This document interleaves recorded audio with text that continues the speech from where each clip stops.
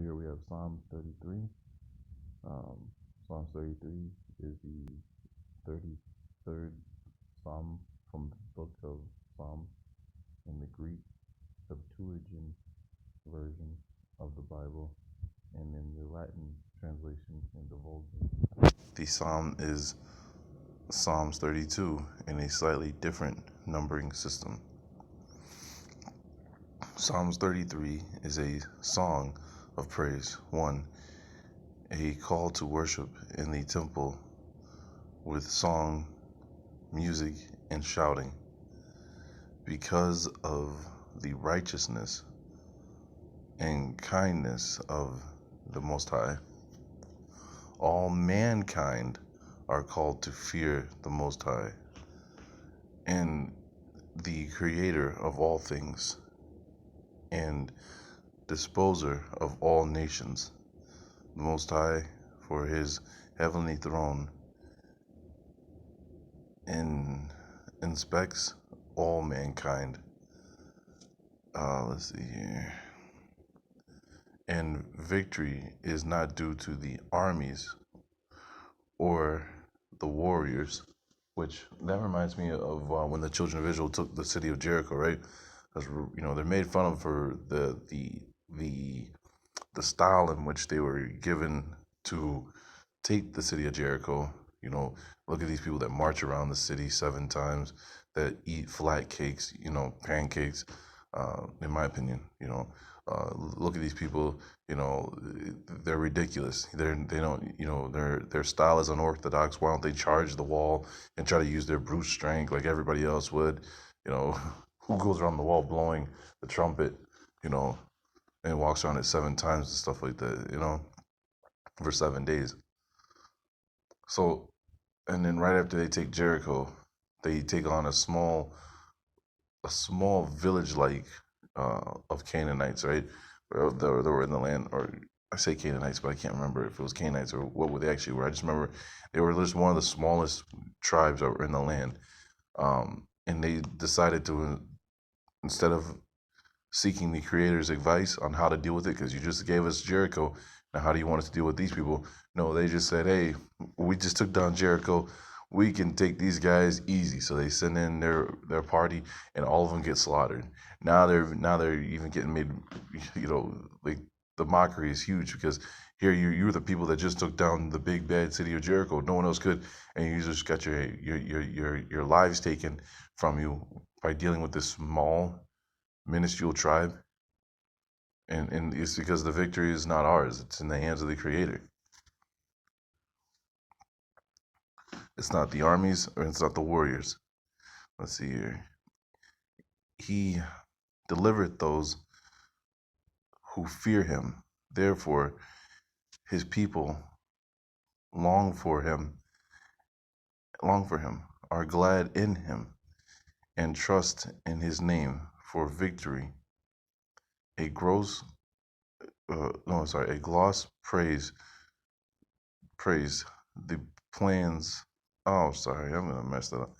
The gloss praise the plains of the Most High as everlasting, uh, secure, and also the happiness of his people. Wow, I butchered that. Psalms 33 does not contain any. Hold on here.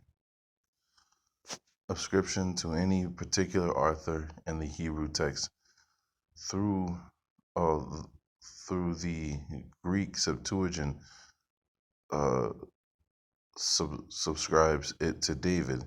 The Burgesses suggest that it dates to the time of Maccabees. Oh boy. All right, so Psalms 33, a psalm of David. Rejoice in the Lord, O ye just.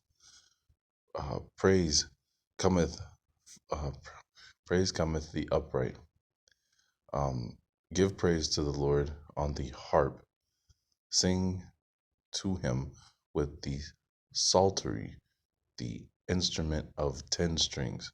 Okay, so this is one of those things where I wanted to read, and let's go over the Book of Psalms, because I always see people playing, like the ram's horn, you know, um, as an instrument, but I never see anybody attempting to play the harp and playing these instruments. I never even heard of a psaltery before or the 10-stringed instrument.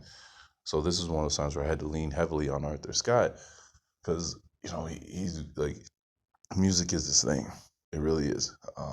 And he taught me about the harp and how the harp um, is the piano for the barbarian, basically. For those that couldn't figure out how to play the harp, if you take a harp and you lay it on its side, it's a piano. So I want you to see this here. Let's see.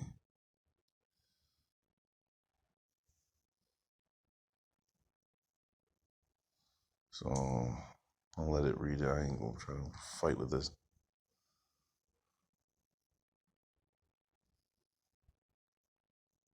An ancient and medieval musical instrument like a dulcimer but played by plucking the strings with the fingers or a plectrum.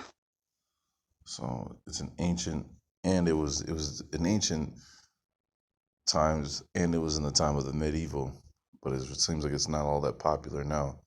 And here's apparently what it looks like.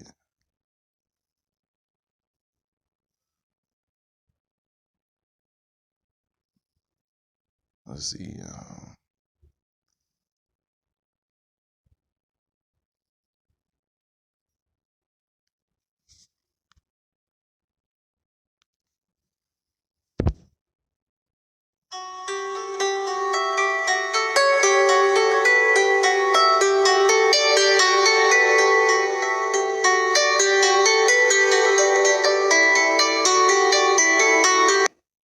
And that's apparently what it sounds like. So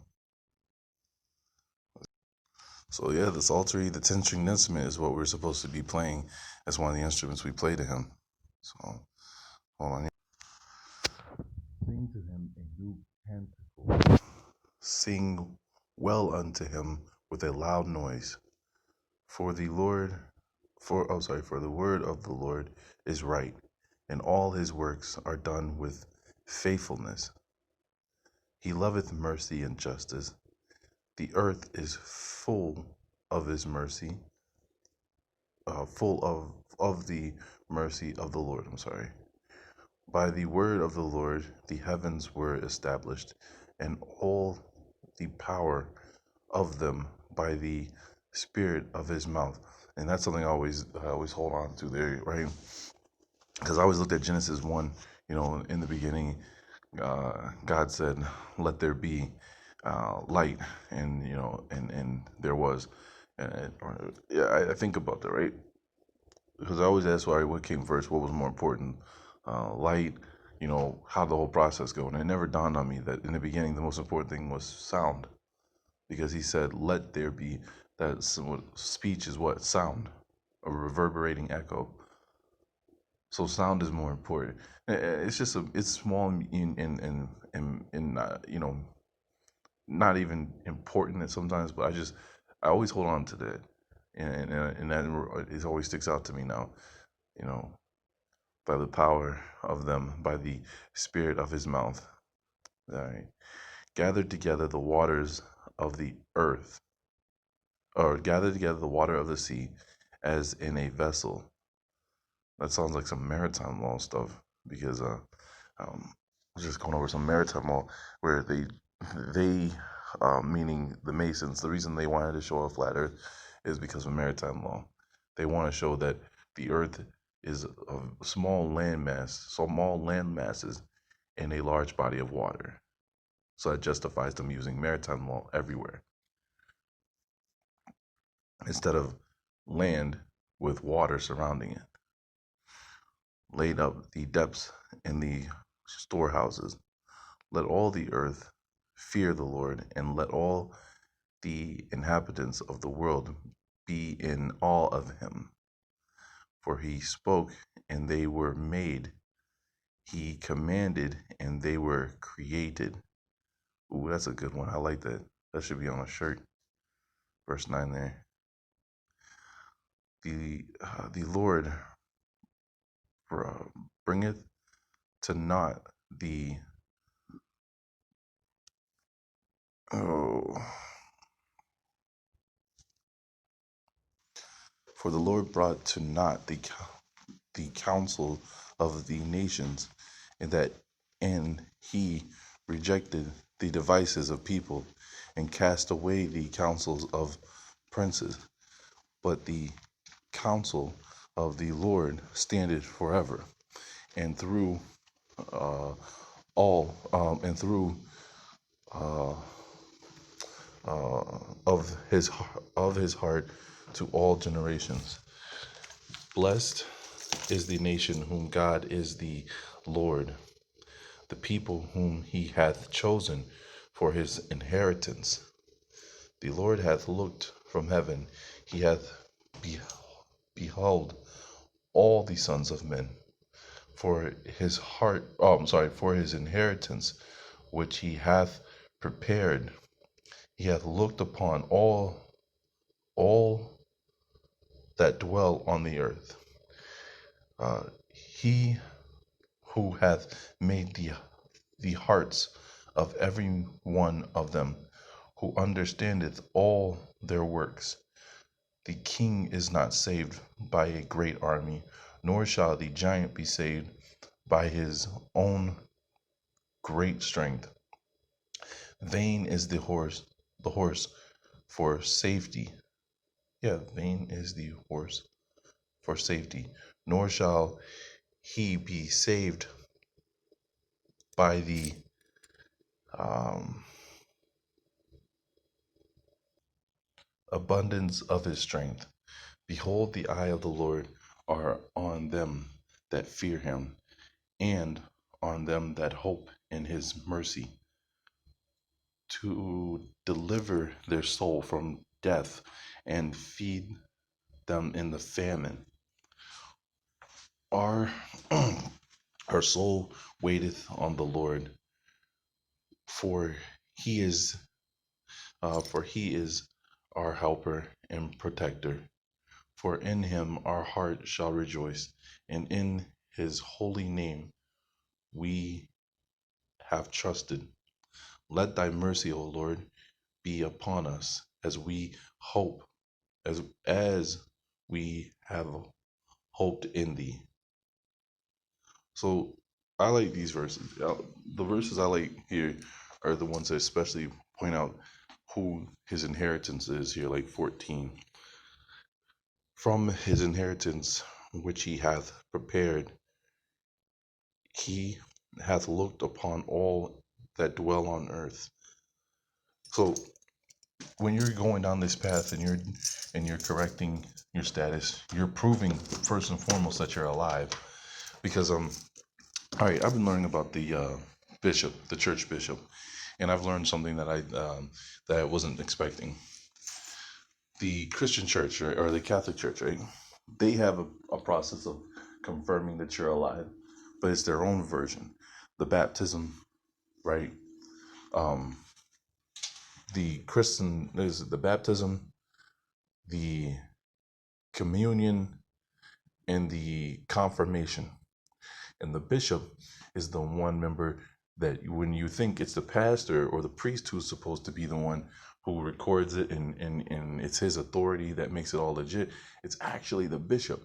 Now, I can't remember if it's in Valentine's or it's in Bouvier, but one of the law dictionaries actually even tell you that, the bishop has a responsibility to confirm the three contracts. So then you are a new creature. You are dead, buried, and risen again, and a new creature in Christ. Now, we should look up the legal definition of creature because I never have, but that's always disturbed me. But for me, I find that yet we're fixing these things, and proving that we're alive, with the living trust, the certificate of live birth, and these things. But I also like these verses here that tell us we are his inheritance. So when I stamp everything with the name of the creator and I put Deuteronomy, was it 4 in Deuteronomy? Was it 18 that I'm alive in God on his land?